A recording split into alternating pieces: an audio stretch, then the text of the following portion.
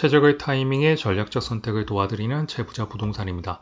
8월 29일 오늘 아침도 부동산 뉴스로 시작해 보겠습니다.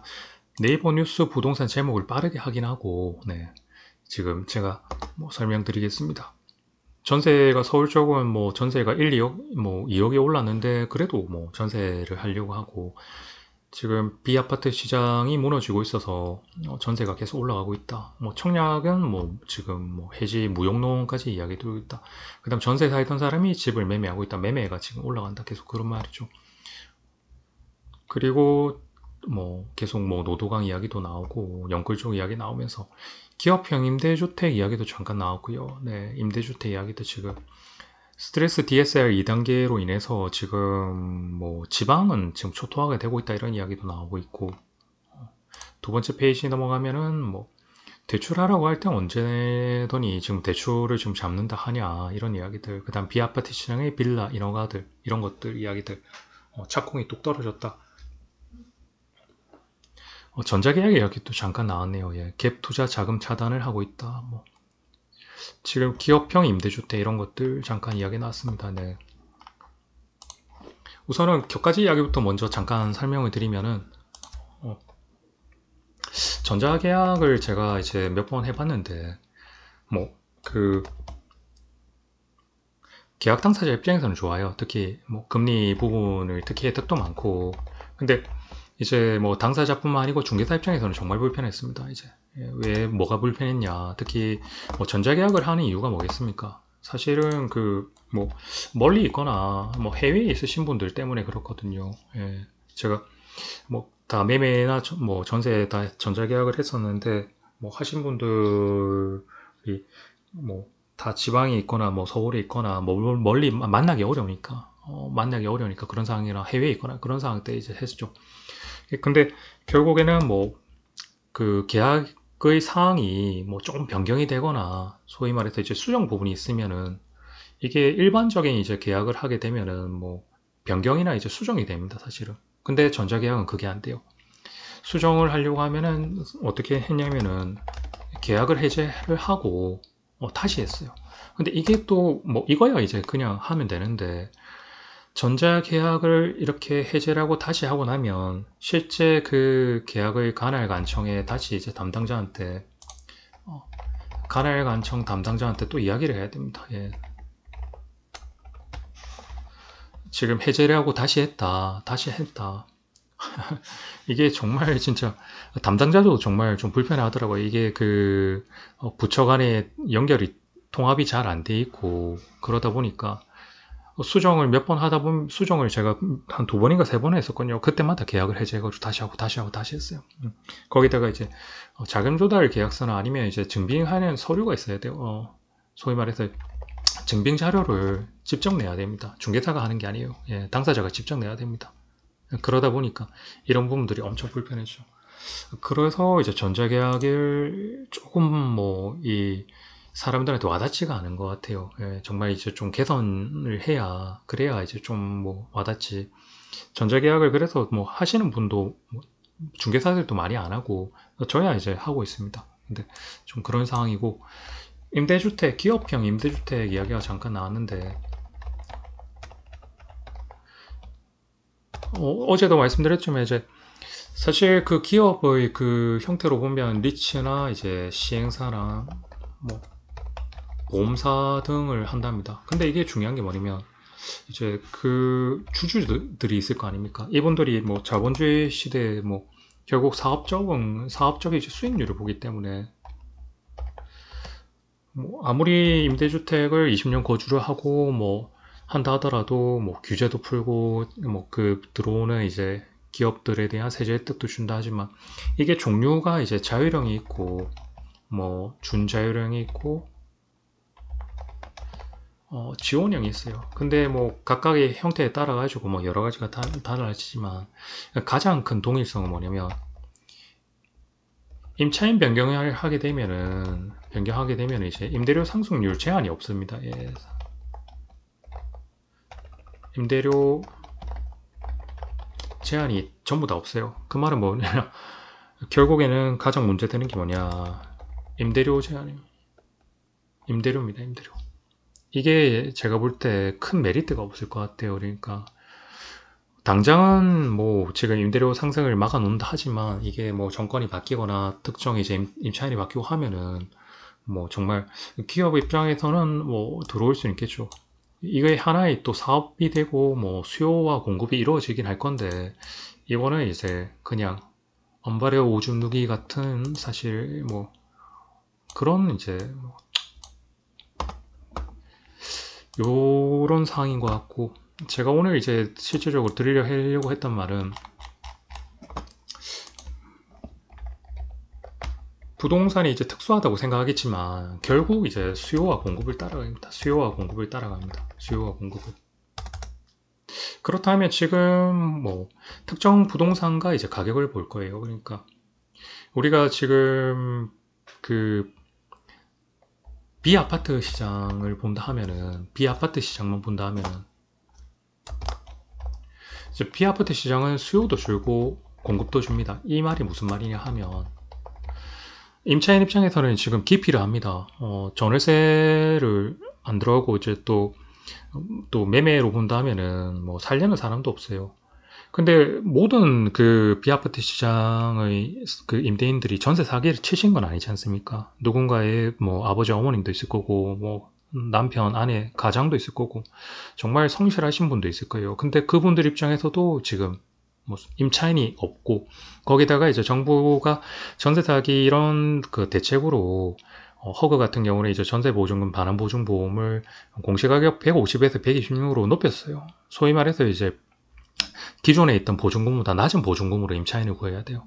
임차인이 지금 줄어들잖아요. 그러면 이 기존에 있는 임대인분도 정말 힘든 상황입니다. 그리고 이분들이 지금 매매를 하려고 하더라도 매수인도 없고 이런 상황에 이제 전반적으로 시장 상황이 죽어버리니까 결국 실제 이제 공급도 안 하려 하는 거예요. 이 빌라 인허가 착공도 없어요. 그러니까 인허가 착공도 시장 자체가 이제 죽어버리는데 정부에서 88 대책을 내놨다고 하지만은 이 88 대책에 좀 해당되는 것들은 서울 수도권에 이제 특히 정비사업 재개발되는 비아파트 그 지역 입지에 괜찮은 것들만 좀 돌아가고 뭐 준하급지 그 좀 입지 안 좋은 것들 그 다음에 지방들은 이게 상황이 안 좋을 겁니다.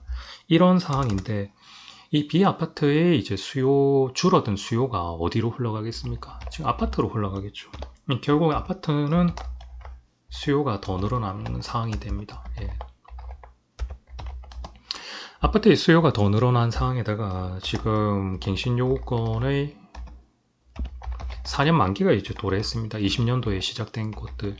거기다가 이제 5% 상한의 지금 제한까지 지금 맞물렸어요. 그러면 어떻게 되겠어요? 수요는 늘고 만기랑 5% 상한까지 이제 해제가 돼버리면 전세 보증금 올리겠죠. 결국에는 이제 전세가 상승하게 됩니다. 예. 전세가 상승하게 되니까 낮은 보증금의 전세 물건들이 싹 다 사라지고 그 지역 자체의 전세 물건들이 사라지는 거예요. 그럼 전세 풍기 현상까지 일어나는 게 네. 그러다 하면 지금 심리가 어떻게 흘러가냐면 임차인 입장에서는 어이구 전세 살다가 이제 쫓겨나는 입장도 있고 이참에 집 사자 매매 심리를 이제 부추기는 거예요. 예.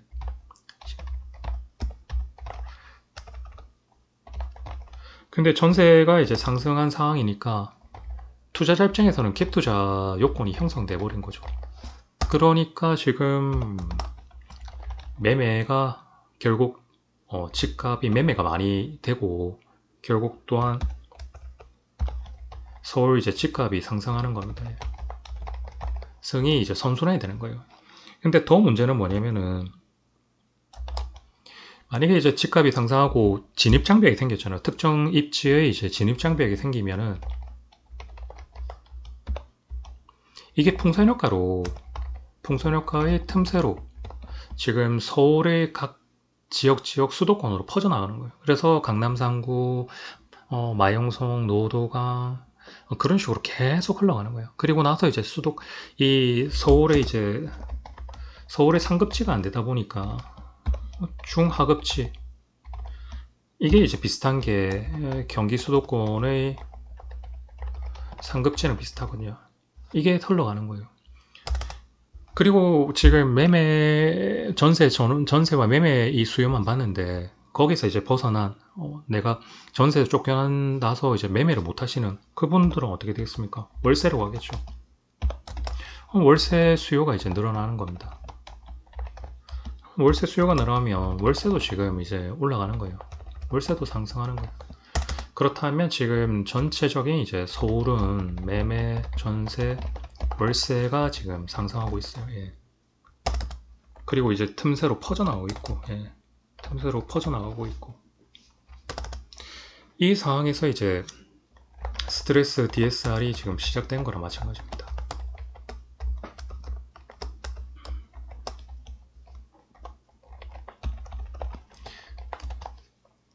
자, 이때 이제 스트레스 DSR 2단계가 이제 시작된 건데, 사실은 2단계가 시작되면은 사실 뭐 상급지, 서울 상급지는 사실 상관없어요. 뭐 이분들은 해당 사항이 없어요. 사실은 소위 말해서 상급지가 어디냐 하면은 뭐 강남 상구나 아니면 한강 라인 쪽의 이제 뭐 마영선 라인의 큰 금액들 이런 이분들은 상관이 없는 거예요. 그럼 해당이 되는 게 어디냐? 서울의 이제 중하급지, 경기 수도권, 경기 수도권의 상급지 건에 이제 상급지 이분들이 이제 해당이 되는 겁니다. 거기다가 이게 해당이 된다 하면 일시적으로 이분들이 이제 막힐 거예요. 예. 일시적으로 이제 막히게 된다. 요런 상황입니다. 근데 이제 지방을 한번 살펴볼게요. 지방 같은 경우는 이제 스트레스 2단계가 시작된다 하더라도 뭐 정부에서 이제 수도권은 뭐 1.2%라 하는데 지방은 0.75로 이제 하겠다고 했고 뭐 거치 기간도 서울만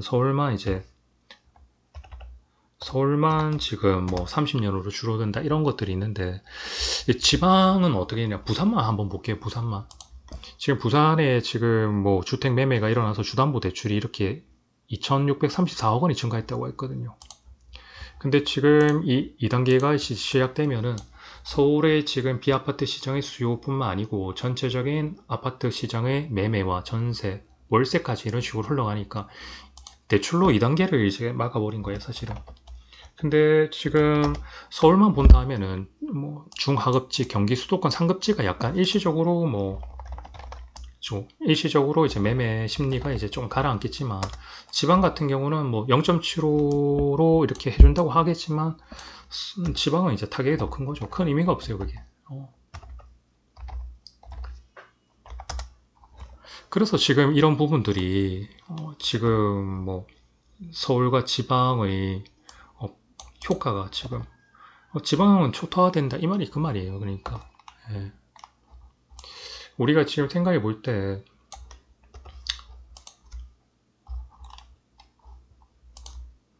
내가 이제 팔 집이 내가 파는 시점에서 이제 올라야 한다고요. 그러니까 소위 말해서 비싸게 팔 수 있어야 된다. 최대한. 근데 내가 살 집이 사는 시점에서는 이제 금매고 사고 나서 올라야 한다. 결국에는 전반적으로 본다 하면은 집값의 서로 입장 차이는 있겠지만 올라야 되고 올라야 됩니다. 예, 기준점은 다르겠지만 그 말은 뭐냐? 서울은 이게 해당이 된다고요. 서울은 상급지가 흘러가고 스트레스 DSR 뭐 2단계가 된다 하더라도 중하급지가 일시적으로 하겠지만 틈새로 계속 흘러갑니다. 중하급지, 경기 이제 상급지. 근데 2단계가 시작되고 일시적으로 이게 뭐 흘러가겠지만 매매, 전세, 월세 이런 것들이 이제 다시 이제 틈새로 흘러갑니다. 흘러가요. 근데 지방은 어떠냐? 지방은 소위 말해서 역세권에 이제 상급지가 흘러갔겠죠. 근데 이제 중하급지로는 우리가 볼 때 중하급지로 흘러가는 게 아니고 박스권으로 흘러갑니다. 근데 결국 이동이 이제 없게 돼요. 그 말은 뭐냐? 지방은 지금 이제 시장 상황이 더 안 좋게 될 겁니다.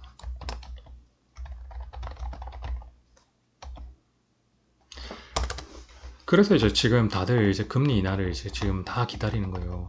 근데 우리가 금리 인하가 된다 하더라도, 네, 금리 인하가 된다 하더라도 대출을 이런 식으로 막아놓고 어느 식으로 하다 보면 서울은 계속 대체적인 아파트 시장만 본다 하더라도 계속 틈새로 흘러가는데 지방은 그게 안 됩니다. 예. 거기다가 지금 비아파트 시장을 그 수익형을 부동산만 본다 하면은 금리 인하가 딱 되는 시점에 맞춰가지고 지금 수익형 부동산이 거래가 안 된다 이 말은 아닙니다. 서울은 지금 아파트 시장으로 흘러가고 하급지 흘러가고 계속 틈새로 흘러가다가 금리 인하가 되면 아파트 시장으로 다시 흘러갔다가 수익형으로 올라갈 수 있는데 지방은 지금 아파트 시장에서 머물게 될 가능성이 큽니다. 그리고 수익형 부동산도 특히 제가 말씀드리는 이제 현재의 수익률만 보는 게 아니고 시세 차익으로 추후 시세 차익으로 가게 되는 거예요. 그래서 지금 전반적으로 지방의 수익형 부동산도 주거용이 받쳐주고 특히 소비가 많은 유동소비 인구가 많은 곳으로 지금 거래가 되는 그래서 보통 이제 부산 같은 경우는 해수남 쪽으로 이제 특히 상업지 라인 바닷가 라인 쪽으로 네, 수익형 부동산이 거래가 되는 겁니다. 근데 이것도 이제 다 멈추게 될 거예요. 어느 정도 어, 뭐 시선에 따라서 안정화가 된다 볼 수 있지만 그만큼 시장이 죽을 거예요. 금리 인하가 된다 하더라도 움직이지는 않을 겁니다. 그렇다면 지방 같은 경우는 자체적으로 이제 자체적으로 지금 부동산 시장의 흐름을 일으키기 어렵다.